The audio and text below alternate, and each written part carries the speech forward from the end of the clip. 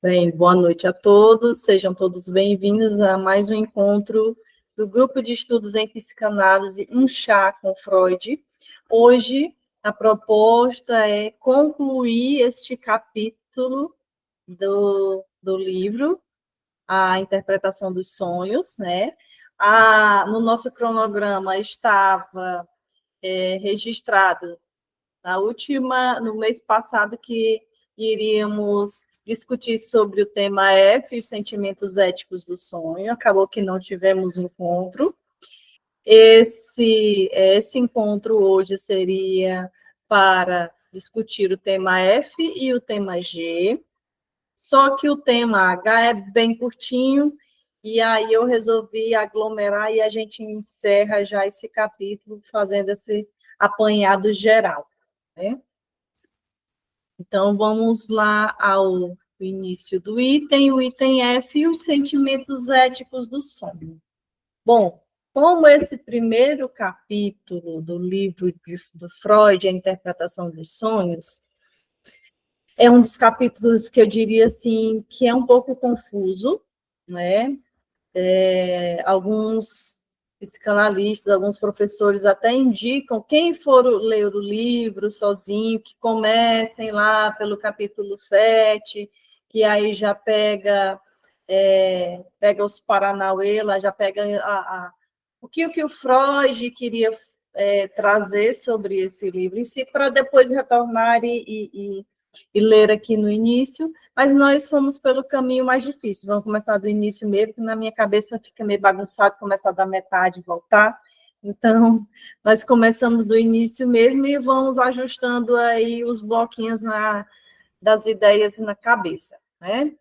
Então, nesse primeiro capítulo, foi um grande apanhado que o Freud fez sobre as teorias que se tinha sobre o sonho, né? O que se falava sobre os sonhos, e ele vai colocando ali o recorte de quem estudava quem teorizava sobre os sonhos, né? O que se falava, e ele ia bem suavemente pontuando ali as questões dele, bem levemente, porque só lá nos próximos capítulos é que ele vai realmente trazer o que ele queria dizer com isso, né? Mas ele fez aí um grande portfólio, digamos assim, do que se tinha sobre os sonhos, até para ele poder pontuar isso, a gente já vinha discutindo nos outros encontros, né? E esse item F, os sentimentos éticos do sonho, vem falar justamente sobre essa sensação de moralidade no sonho. Porque foi percebido, inclusive, pelos outros teóricos aqui do sonho, e alguns divergiam as ideias, né? De como é que se havia essa moralidade no sonho. O Freud, ele discorre como sentimentos éticos que aparecem nos sonhos, revelando aspectos inconscientes. Porque, assim, existem sonhos em que fogem completamente, que parece que andam longe daquela pessoa que a gente acha que a gente é, né?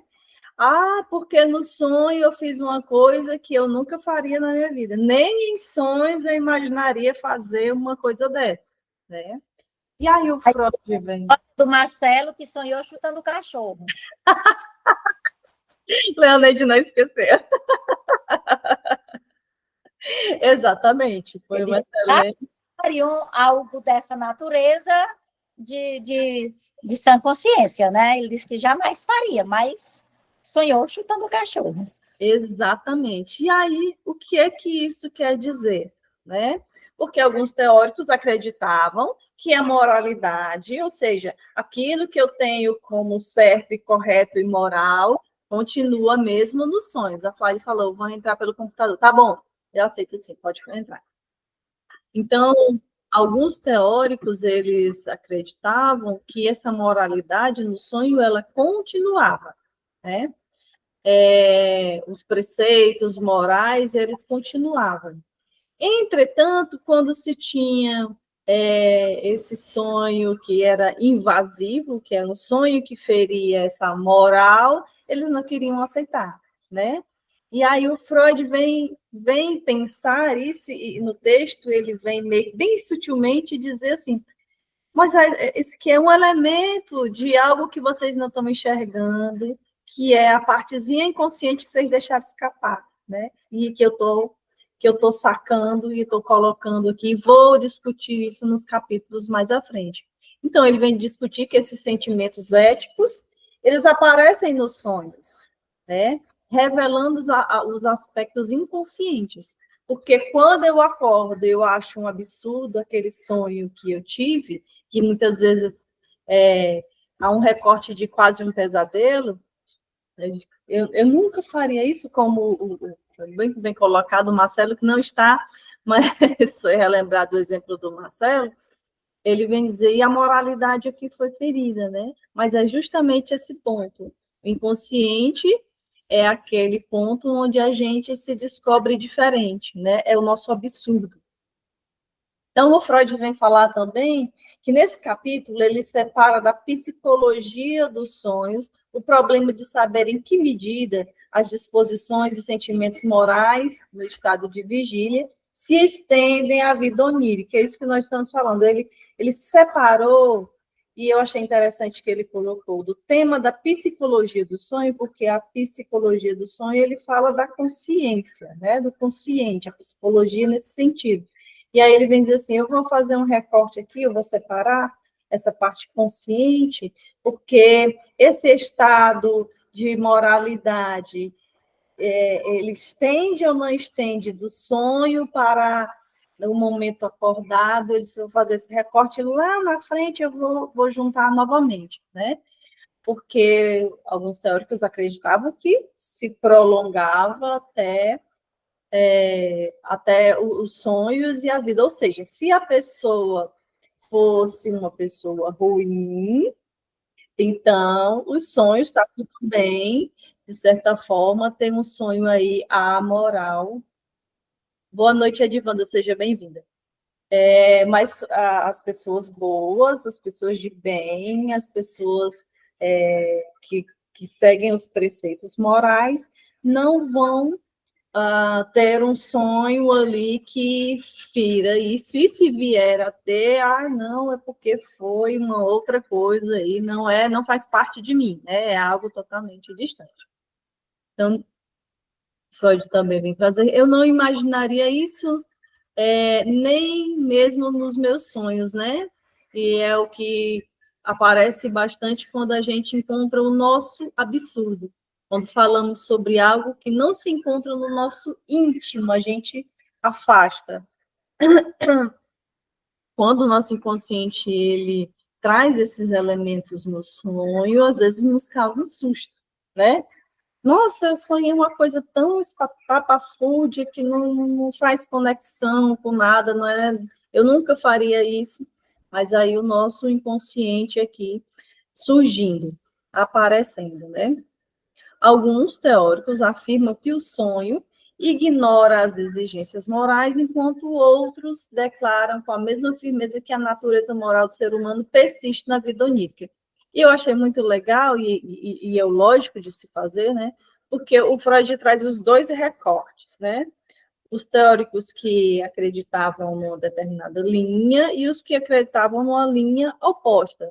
Tanto tinha os que acreditavam nessa linearidade da vida acordado e do sonho, de que era uma permanência, se permanecia, como tinham os que, de certa forma, ignoravam, né? E que diziam que não, que acreditavam nessa linha mais próxima aí do pensamento de Freud, que havia poderia haver essa variação nessas exigências morais, é como se ela tivesse ali uma leve queda. Entretanto, no pensamento, na teoria deles, eles não chegavam ali a uma função do sonho. E acho que é o elemento principal que o Freud vem trazer em todo esse capítulo. Ele vem dizer assim, tem muita coisa interessante aqui que passou muito próximo do que eu quero falar sobre os sonhos, mas eles não chegaram a um ponto extremamente importante, que é qual é a função do sonho. porque muitos falavam que era apenas uma consequência do que se havia vivido naquele dia, que era apenas os estímulos externos ou os estímulos internos, né? Quando eu sinto frio, estou dormindo, sinto frio, e aí eu posso sonhar com aquele estímulo, era apenas isso. Mas esses teóricos não chegaram a qual é a função do sonho, e é esse o ponto que o Freud vem trazer, né? Esse elemento que faltou, digamos assim. Então, os sonhos como conflitos internos podem expor dilemas morais reprimidos, mostrando culpa, desejo e auto-julgamento, que muitas vezes não eram compreendidos nos sonhos, né? Ai, por que esse sonho tão estranho? Como é que eu estou me julgando aqui? Por que estou sentindo culpa? E aí, o Freud vem trazer esses elementos, por que ele aparece, que entra justamente nessa função do sonho. Parece com tudo que ninguém sabe, com muita certeza, em que medida é bom ou mal, e que ninguém pode renegar a lembrança dos próprios sonhos imorais. É bem interessante essa passagem do texto, porque é muito comum que a gente... Ai, que lindinha! Oi?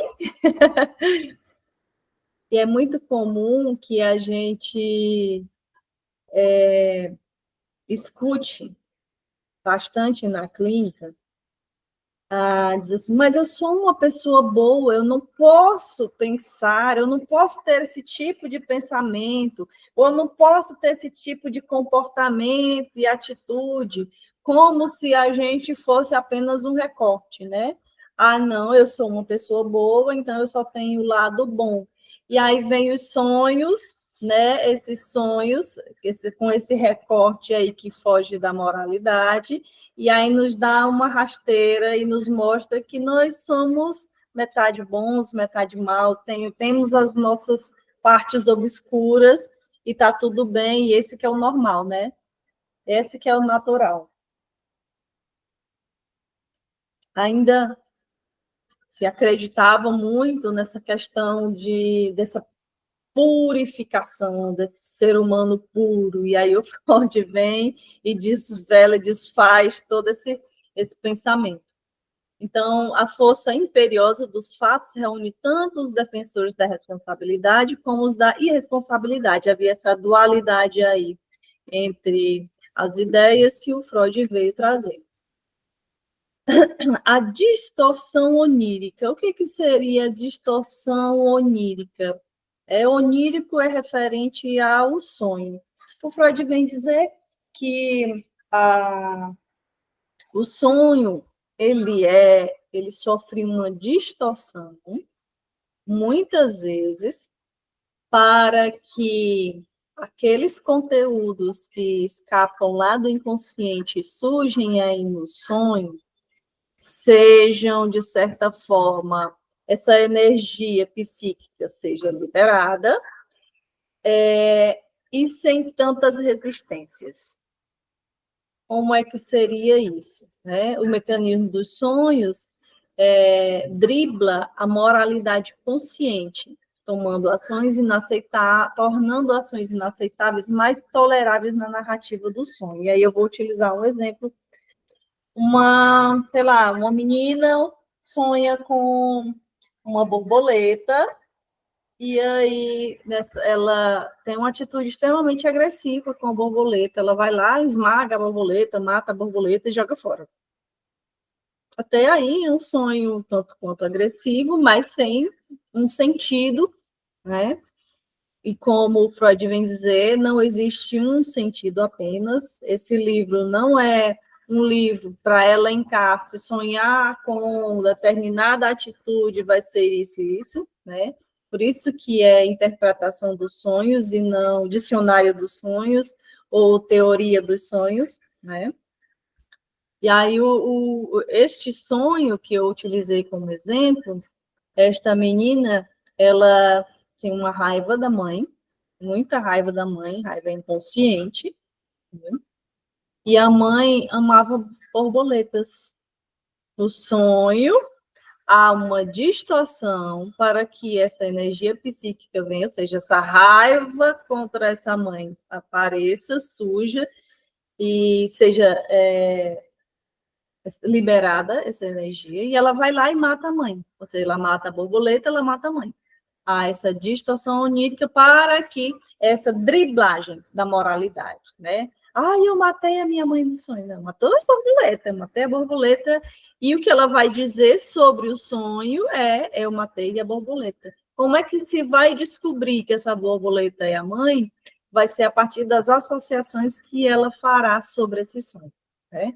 E aí são nesses insights em que o psicanalista vai agir, né? Quem interpreta o sonho é o paciente, é o analisando, não é o psicanalista. O psicanalista está aqui para entrar nesse processo, para ir, de certa forma, cutucando ali, encontrando as brechas por onde perguntar. Tá, ok, mas me fala, borboletas, e quando você pensa em borboletas, o que é que te lembra? E vai instigando, e vai tentando entender o que é, né? Esse é o caminho. Um dos caminhos. Comparação com a vida inconsciente, com a vida consciente. Freud argumenta que os princípios éticos do sonho podem diferir dos que governam a vida desperta, revelando aspectos ocultos, e a gente já viu isso, tá apenas repetindo e fechando o que a gente já está entendendo, né? A relevância para a psicanálise. Qual seria a relevância para a psicanálise desse sentimento ético? Por que nesse capítulo teve esse item aí, os sentimentos éticos do sonho, né? A análise desse sentimento ético nos sonhos ajuda a entender os conflitos internos e motivações inconscientes. Porque o Freud percebeu justamente essa questão dessa angústia que se tinha de sonhos em que se feria quem eu acho que sou, quem eu sou, aquela pessoa moral que eu sou. Então, na clínica, ele percebeu, né, que havia essa dor também, essa angústia. E aí foi um elemento importante para entender, mais um elemento para se perceber aqui o inconsciente se mostrando, né? Essa angústia, esse sentimento, essa ferida na moralidade. Tá dando para entender, gente? Tá tudo ok aí? Beleza. Até utiliza de um provérbio popular, né? Conta-me durante algum tempo aquilo que sonhas e te direi como é teu íntimo, né?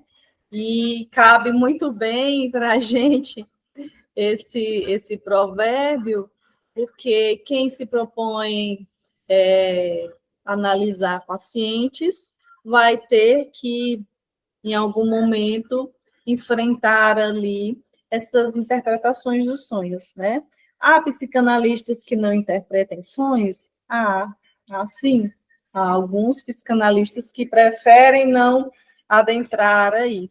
Mas o Freud vem dizer o quanto é importante a análise dos sonhos, né? Porque é uma das formas pelos quais o inconsciente vem a se mostrar, né?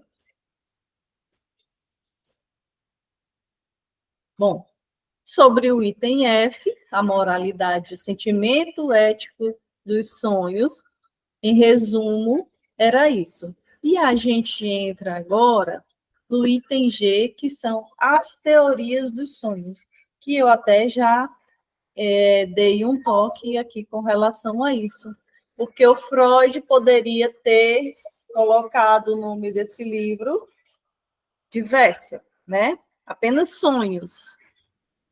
Mas ele escolheu interpretação, ao invés de teoria.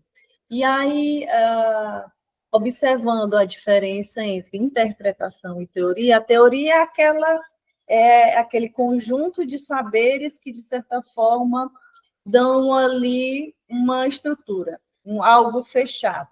Uma teoria é quando x mais y é igual a zero, né? E o Freud vem dizer os sonhos não são teorias, não há como fazer uma teoria dos sonhos, porque é subjetivo. Estamos falando de seres humanos, de pessoas, de sujeitos, e a subjetividade já vem aí atrelada a isso. Então, cada sonho é diferente. Isso me remete a uma outra forma de interpretar, que é a interpretação dos desenhos, que é uma outra forma de observar aí o inconsciente se mostrando, e o quanto que é interessante quando as nossas defesas, elas relaxam, né? Porque quando dormimos, as nossas defesas, elas relaxam um pouco, e aí o inconsciente pode surgir nesses sonhos, né? Muitas vezes disfarçados, distorcidos ali. Quando não distorcidos, se tornam pesadelos, a gente acorda em grande angústia. E quando se desenha, acontece algo semelhante, porque no desenho é algo um pouco relaxante, digamos assim. E ao desenhar, o inconsciente também se revela ali, disfarçado, distorcido também, né? Então, as teorias dos sonhos que o Freud se refere são os teóricos que estudavam sobre os sonhos, que escreveram aí sobre os sonhos, do qual ele se apoiou para poder dar continuidade nesse livro.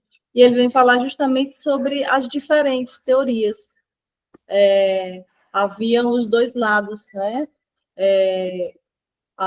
Aqueles que definiram aquela característica do sonho como essencial e nela apoiaram explicações e correlações. Alguns teóricos pensavam o sonho de uma determinada forma, outros seguiram por uma outra linha, cada um trazendo elementos interessantes, mas que ainda destoavam. Freud veio com uma nova perspectiva, digamos assim. Não é necessário que a própria teoria permita deduzir uma função, e era o que acontecia com as teorias dos sonhos que havia, né? Ele não trazia uma função, isto é, uma utilidade ou qualquer outra realização do sonho. O sonho funciona para isso, né? Mas o Freud vem dizer que a interpretação traz ali um sentido, né? Acho que muito mais que uma função, um sentido. Mas nossa expectativa, habituada a se orientar pela teleologia, certamente dará preferência àquelas teorias que apresentarem algum vínculo com uma função dos sonhos. Dentre essas teorias, havia alguns que falavam sobre os estímulos, que talvez fosse que se aproximasse ali. Os sonhos têm a função de certa forma, desvelar esses estímulos, né? Mas não era ali a função a qual o Freud realmente percebia, né? O que o sonho queria dizer. E aí eu trouxe aqui a teoria e a interpretação, a diferença, né? A teoria busca explicar algo de maneira estruturada, fundamentada, enquanto a interpretação busca dar sentido a algo com base nas análises subjetivas. O sonho é uma continuação da atividade psíquica plena da vida de vigília.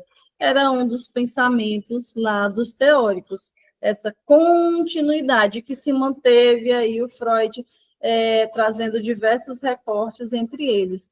No sonho, uma diminuição da atividade psíquica ou um afrouxamento das correlações, um empobrecimento do material acessível. Haviam os dois lados, né, dos que continuavam a vida de vigília, acordado ou dormindo se seguiam, e os que acreditavam que havia um certo afrouxamento, que, de certa forma, não estão totalmente errados, né, no pensamento de Freud. Não é um certo afrouxamento psíquico, mas as nossas defesas, elas acabam ali ficando um pouco mais frouxas mesmo, né? Tanto é que na distorção ali do sonho a gente consegue acordar com aquele absurdo, mas o absurdo já foi e está lá, né? O problema é contar, né, esse absurdo depois, né? Aí as defesas vêm tudo de novo. Esqueci, não lembro como foi. E é esse gancho que o Freud pega, né? E é esse gancho que a gente vai pegar, porque quando tem o esqueci, o ficar vermelho, eu não imaginava sonhar isso, é onde, opa, olha aqui o presente, né, aparecendo, olha aqui o inconsciente aqui aparecendo. Mostrando. Se mostrando, excelente. Após adormecermos pela remoção dos estímulos, que era o que se dizia, né, essa diminuição aí, não existiria necessidade e motivo para sonhar até amanhã, quando o despertar gradual, em decorrência de novos estímulos que nos chegam, poderiam se refletir no fenômeno do sonhar. No entanto, não é possível manter um sonho sem estímulos. O Freud vem, de certa forma, pontuar aqui sobre essa questão dos estímulos, né? Quando dormimos, diminuímos ali a recepção desses estímulos, digamos assim, e nós sonhamos quando os estímulos são intensos, que aí nos lembra lá, o cara lá estava dormindo, e aí, de repente, o relógio começou a tocar, o sino começou a soar, e aí, a partir desse estímulo, ele teve o sonho. Ele só teve o sonho porque o estímulo veio e, de certa forma, ali mexeu, estressou o sonho, mexeu no sono, e aí o sonho aconteceu, ou seja, sem uma função, né? Foram apenas a invenção a introdução do estímulo. E aí o Freud vem pontuar aqui que não, né? Em decorrência, senão não seria possível, digamos assim, dormir a noite inteira, mesmo com diversos outros estímulos, não ia passar a noite sonhando, né? E o Freud vai dizer, não é isso, não é bem isso que acontece, né? Outra ideia que se tinha, né? E o sonho é a reação de uma perturbação do sonho, que é a sequência desse. O sonho é a reação de... Peraí que eu tô sem... O sonho é a reação a uma perturbação do sono, ocasionado pelo estímulo, uma reação, aliás, completamente supérflua, né? Que era justamente o que eu estava falando. O sonho ele é perturbado por esses estímulos, tanto internos quanto externos. Eu sonhei que estava querendo ir no banheiro fazer xixi, e aí acordei quase fazendo xixi, né? Ou fiz xixi na cama ou na rede. Eu só sonhei por conta desse estímulo, né? E o Freud também ainda vem rebater isso. Não, também não é só isso, né? Também não é só por aí. Claro que o estímulo é importante. E aí traz até um recorte aqui de um caso para a gente pensar. Após a morte de uma pessoa que lhe era muito querida, Delage percebeu que não sonhamos com aquilo que nos ocupou amplamente durante o dia. Isso acontece apenas quando aquilo começa a recuar diante de outros interesses diurnos. O que ele quer dizer aqui? Esse recuar diante de outros interesses diurnos. Uma situação em que foi bastante dolorosa, né? Uma pessoa querida morreu. Ele poderia ter sonhado com aquilo, né? Mas não necessariamente. Com isso, me faz pensar que a gente pode, de certa forma, passar durante o dia por aqueles estímulos que tocam lá em alguns elementos do nosso inconsciente, que tocam alguns elementos do nosso inconsciente, e não necessariamente a gente irá sonhar, né? A gente irá sonhar com esse elemento. Entretanto, é possível sim que algum elemento que a gente não percebeu durante o dia toque lá nas nossas correntinhas do inconsciente e a gente acaba sonhando o sonho que não faz sentido, mas que tem total sentido quando é interpretado ali com esses elementos, com os elementos corretos. Ô, Vera, Sim. tá o tempo todo badalando aqui no meu juízo, desde o início aí que a gente está conversando, você está falando, é a questão do relembrar e do reviver. É ter o acesso a algo que está externo, né, e relembrar aquilo e reviver aquilo por via do sonho de uma forma a ser interpretada, né? Perfeito, exatamente. É bem por aí que o Freud vai seguir a linha do pensamento, porque ele vai dizer justamente que é isso. Isso que nos toca de fora vai nos fazer, pode nos fazer relembrar, e eu vou reviver no sonho. E vamos reviver no sonho, né? Exatamente. Sim. Perfeito. A energia psíquica acumulada durante o dia por meio de inibição e supressão torna-se a força motriz do sonho durante a noite. Era uma das formas também de se pensar. O Freud, ele utiliza muito também da física, né? Ele é um neurologista, mas ele se utiliza desse movimento da física, das leis da física, na questão dessa energia.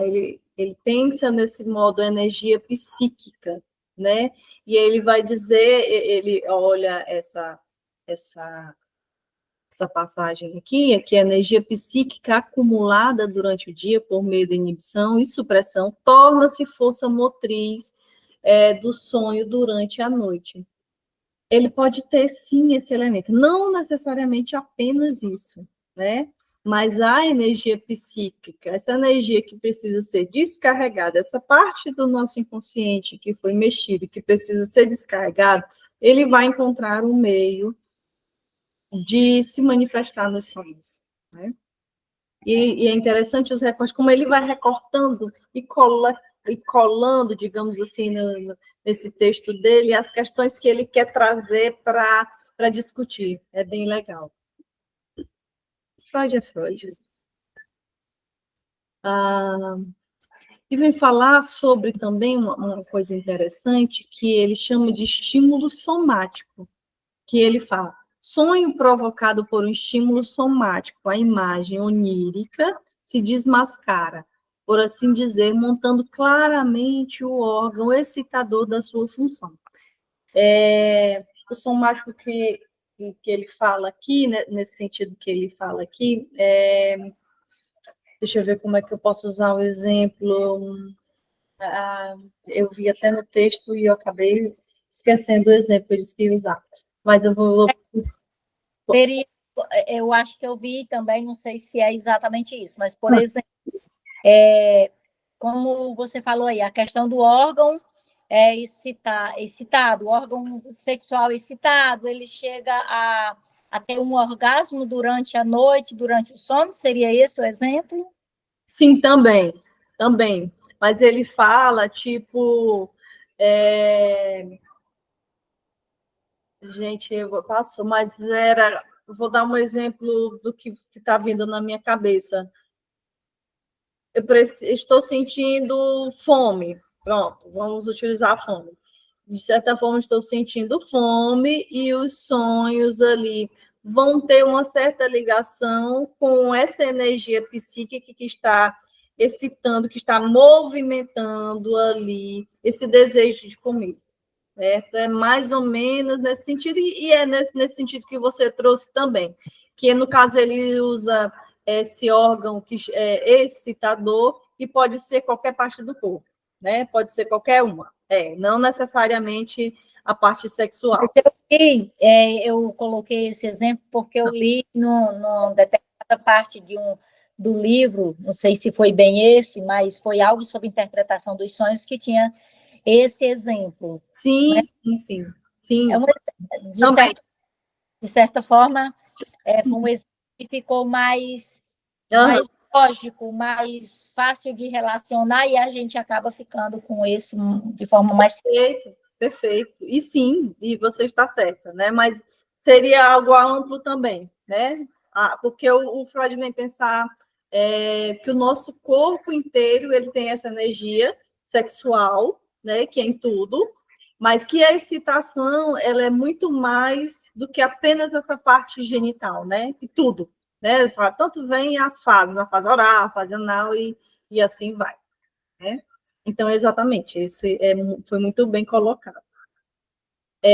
A psique brinca com os estímulos que lhe são oferecidos no sono.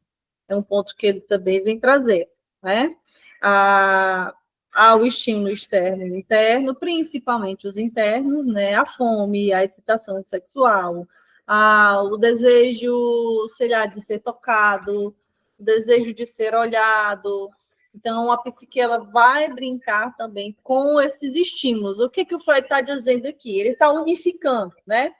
Não é só o que os teóricos pensavam, que era só os estímulos que movimentavam os sonhos, mas tudo está interligado, não é? Não é que os estímulos também vão ser descartados, não. Tudo está interligado, mas quem manobra aqui é a psique, né? É a mente, é o inconsciente. Ele vai utilizar desses elementos aqui para colocar no sonho, mas para chegar no sentido que ele quer. É mais ou menos, basicamente, isso que eu entendi. Freud observa. Sim, pode falar, Freud.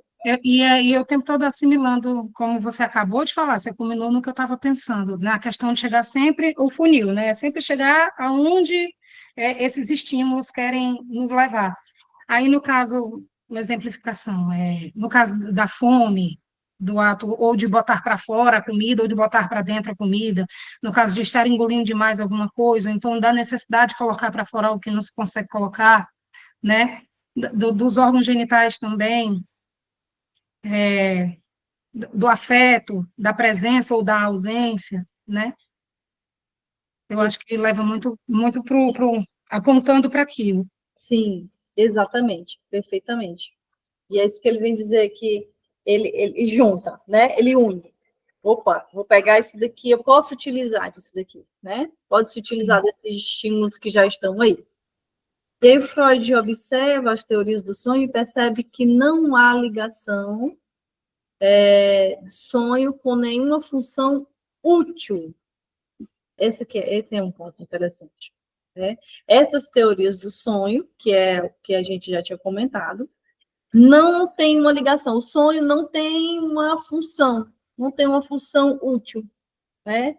E aí ele diz, opa, mas o sonho tem uma função aqui, porque a psique vai utilizar o sonho para uma coisa que eles não estão percebendo.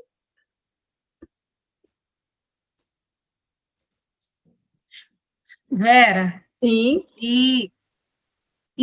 Assim, antes de ler o que você botou, a utilidade do sonho, que para esses outros teóricos praticamente não existia, né? Era algo assim involuntário, vamos dizer. Tinha os estímulos externos e isso, por conta disso, acontecia, era natural acontecer, porque algo de fora falava o que era para acontecer dentro, e por ter vivido aquilo, pronto. Mas, só um instantinho, vamos falar aqui. Mas, assim, o que eu vejo, né? Ato falho, esqueci.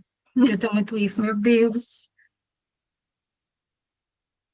Mas tinha, sim. Vamos voltar para o reviver, né? O lembrar e o reviver. No caso do reviver, eu estou revivendo, aquilo ali está me mostrando mais uma vez onde se encontram meus traumas, por mais que eu ainda não consiga assimilar, fazer associação livre, né, para poder reelaborar e ressignificar. Por isso mesmo existe o psicanalista, tá, meu amor? Por isso mesmo existe o psicanalista, né? Mas tem sim toda essa finalidade. Perfeito, exatamente. Exatamente. Foi aí a grande sacada do Freud. O Freud escreveu o livro A Interpretação dos Sonhos, mas ele publicou somente depois, ele meio que guardou ali um pouquinho. Mas todo o estudo que ele fez, todo o desenvolvimento aí da teoria não, de como seriam esses elementos ali do sonho, ele foi vivenciado ali nessa percepção desse inconsciente. E uma sacada genial fazer esses recortes até chegar no ponto específico, né? De buscar, de beber em outras fontes, beber ali das fontes que se tinha sobre o sonho, para encontrar um elemento que estava completamente fora de todos os pensamentos dos teóricos de lá, né? Porque iniciou-se os sonhos ali, era algo, é algo divino, algo premonitório, é algo... E aí a ciência foi utilizando ali de alguns outros recortes, inclusive que vai entrar nesse daqui, a relação dos sonhos com as doenças mentais, que os médicos, a medicina, de certa forma, tem pegado ali uma linha de se pensar essas manifestações ali como algo patológico também, que já tinha um pouco de se pensar lá, principalmente por conta da psicose, né, que ele vai explicar aqui.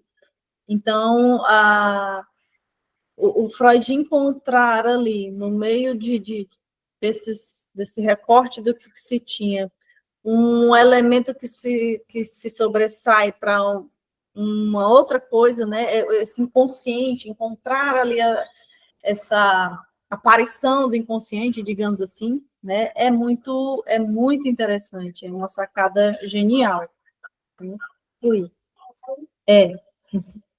Então, nesse último item aqui, que é o último item do capítulo, que vem fechar assim esses pensamentos sobre o sonho e o que se pensava, aí, principalmente sobre essa ligação sonho e a mente física em si, eram 3 pontos interessantes que se trazia, né? E as relações etiológicas e clínicas, né? Lá no fundo, que se buscava, que se pesquisava sobre, por exemplo, quando um sonho representa ou introduz um estado psicótico ou vem depois dele. Tem alguns teóricos que até falam que o sonho seria uma certa loucura, né? O sonho é um delírio ali, é algo que foge, né, do normal, que vai para uma instância diferente. E aí o Freud pega o fio ali e até no final, que eu já estou adiantando, ele diz a gente pode pensar, buscar pegar esses elementos do sonho justamente para entender a psicose, para entender ali. Porque o que se pensava na clínica, né, nesse início, aqui nessa pesquisa, né, no que vem na raiz aqui, é que o sonho poderia, de certa forma, causar uma psicose. Era o que se cria. Um sonho muito fora da curva poderia trazer esses sintomas psicóticos, esse adoecimento, né? Um outro ponto seria que as mudanças que a vida do sonho onírica, né, sofre, no caso, é uma doença mental. Há mudanças que a vida onírica sofre no caso de uma doença mental. Então, assim, quando essa pessoa tem um adoecimento mental, aí os sonhos vão se modificando. Era o segundo ponto. E o terceiro é que relações internas entre sonho e psicose, analogias que apontam para uma afinidade essencial. E aí o Freud pega esses 3 pontos e vem dizer assim, a gente pode entender, ele ainda não falava de estrutura, mas a gente pode entender, eu vou utilizar a estrutura para a gente entender, a gente pode entender a estrutura dessa pessoa, a gente pode entender a psique dessa pessoa através dos sonhos. E os sonhos, eles podem, inclusive, nos fazer compreender se essa pessoa está num quadro psicótico, se há uma psicose. Não é que o sonho cause a psicose, não é que os sonhos vão mudando quando tem um adoecimento mental. É que o sonho, ele demonstra o que essa pessoa é, demonstra o que é que há ali. Não é que o sonho vai mudando com o adoecimento ou o sonho adoeça, né? O sonho mostra. É a aparição aqui, de certa forma, dos elementos do inconsciente. Essa foi uma sacada do Freud. Outras, né, de tantas. Então, ele até utiliza aqui alguns recortes também. Esse Holbaum, relata, citado por Krauss, que a primeira irrupção da loucura frequentemente tinha origem num sonho assustador e que a ideia predominantemente estava relacionada a esse sonho.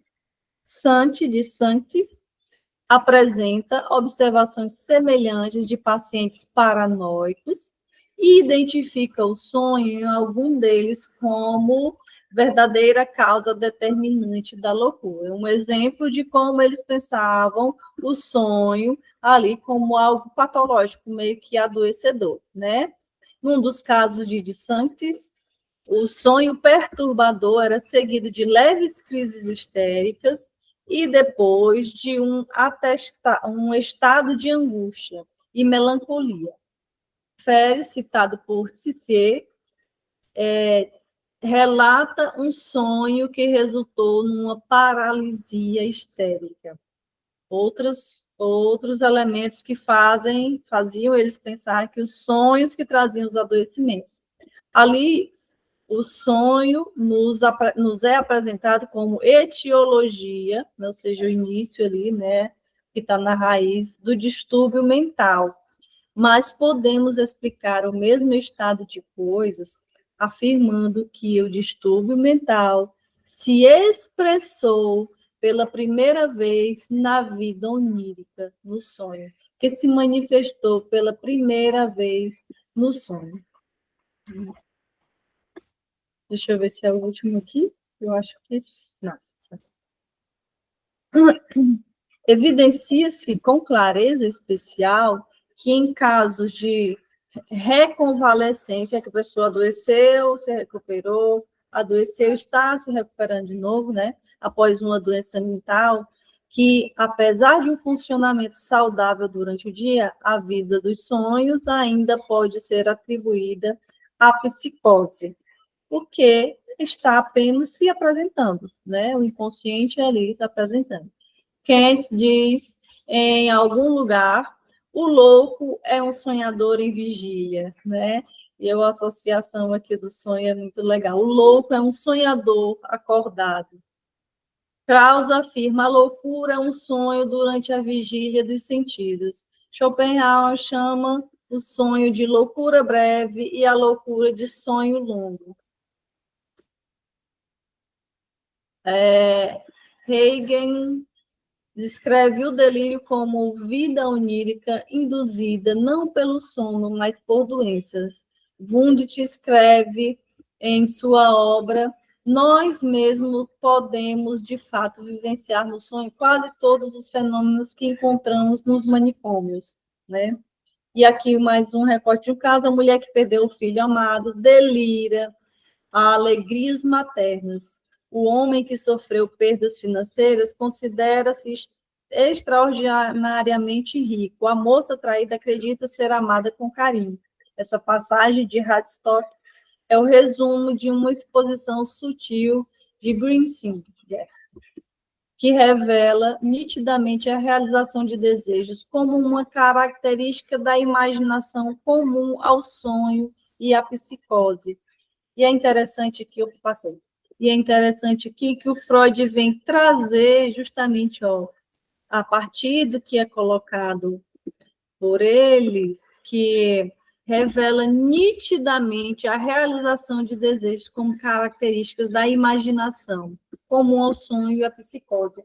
E essa associação em que os teóricos fazem sobre o sonho e a loucura é muito interessante, porque essa não aceitação, né? De certa forma, essa não aceitação ali dessa parte de mim que é minha, mas que é absurda, né? A loucura do sonho.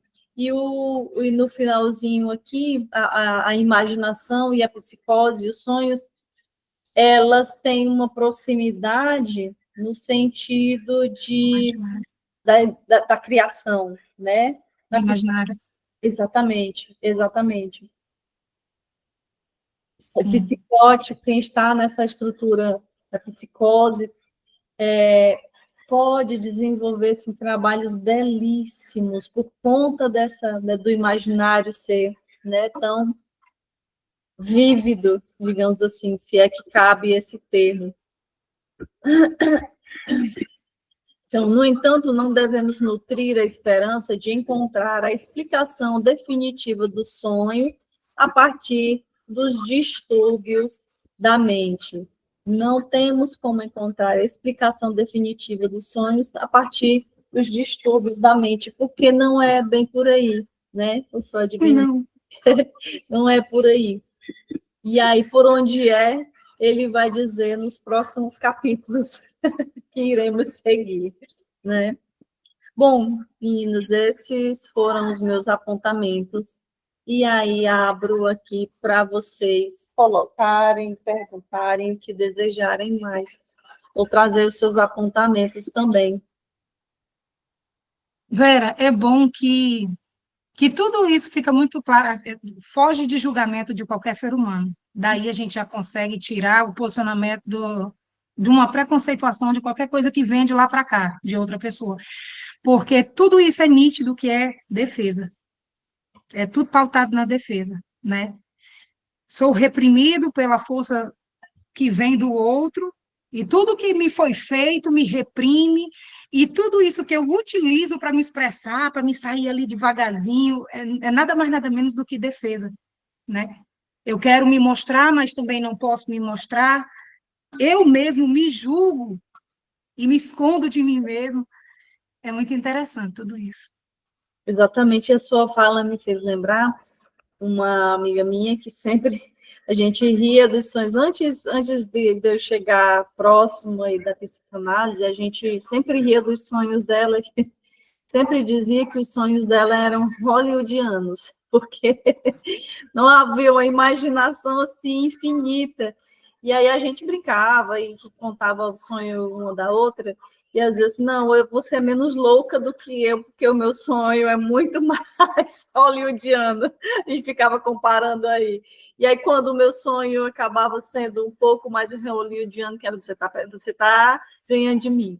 Mas a sua fala me fez exatamente isso, de como é subjetivo, de como faz parte de cada um o que se é mostrado, e a forma, o que é dito sobre, né? O que é falado sobre o sonho, o que é dito ali sobre esse conteúdo que surge.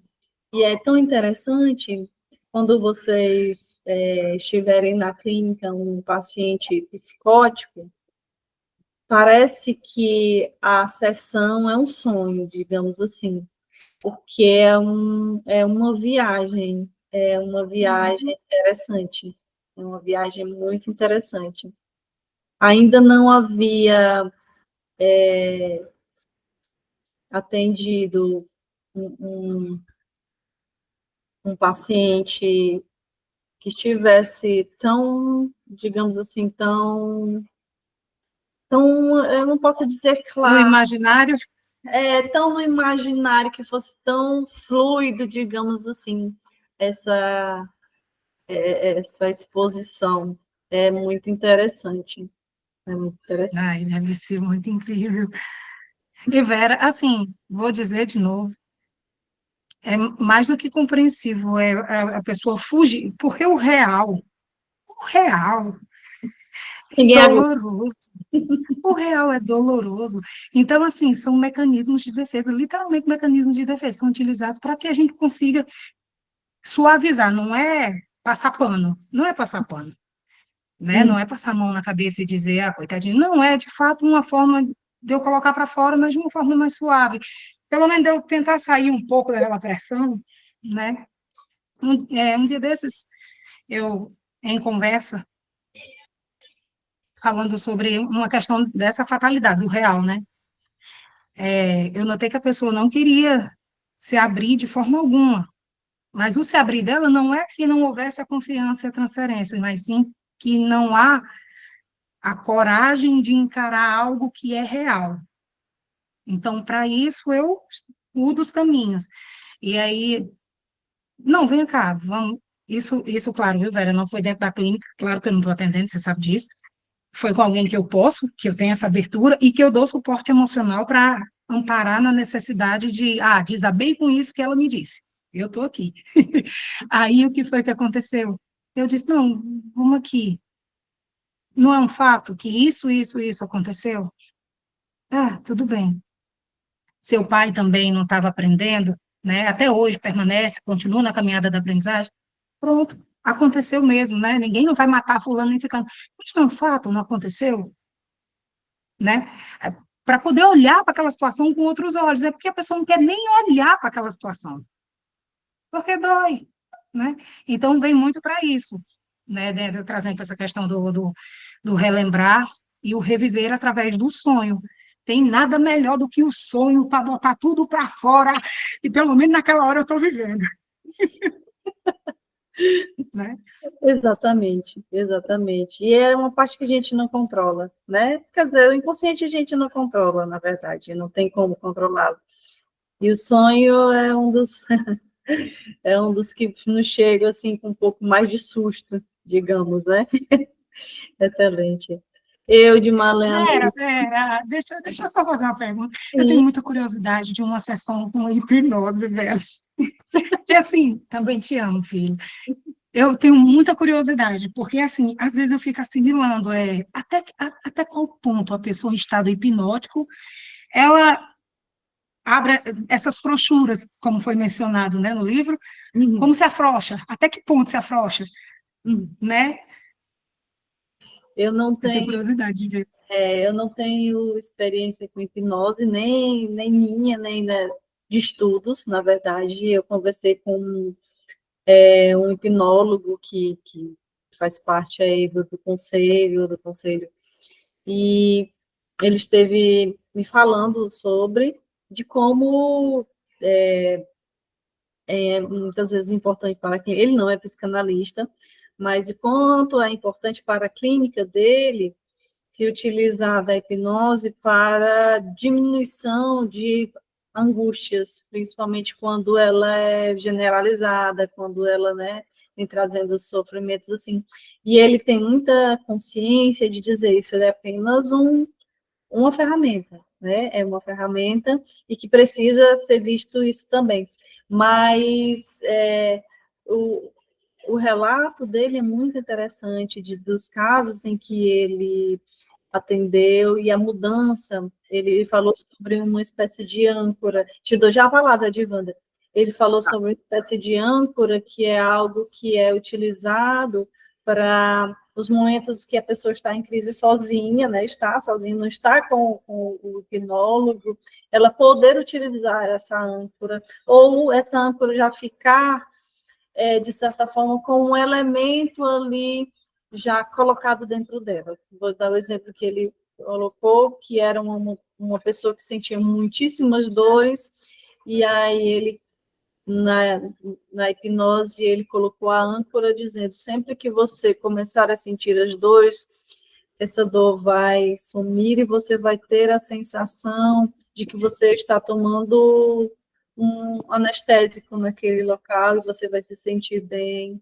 E, assim, bem basicamente era isso, né? É claro que ele... E a hipnoterapia, uma auto-hipnose. Ele utilizou uma âncora como se fosse um recurso que deixasse já na mente, né? Sempre que fosse sentir a dor, a própria mente já ia transformar isso nessa sensação de que não tem mais dor, é como se eu tivesse tomado um remédio anestésico que ia anestesiar, né? É só curiosidade, tá? Não tem, né? Não quero nada com hipnose, não. Mas eu tenho essa curiosidade, eu tenho vontade de fazer. Comigo, de ter essa experiência. Uhum. Edivanda, você levantou a mão, pode ficar à vontade. Foi. A hipnose necessariamente precisa dormir? Não. Botar o paciente para dormir? Não, né? Não, eu entendi. Sim, pode falar. Deixa eu explicar. Quando eu fiquei viúva com 30 anos, o meu gatilho da depressão, não, da síndrome do pânico, né, que ela veio antes da depressão, foi ver o meu marido ser fechado no caixão preto e botado no chão, lá naquele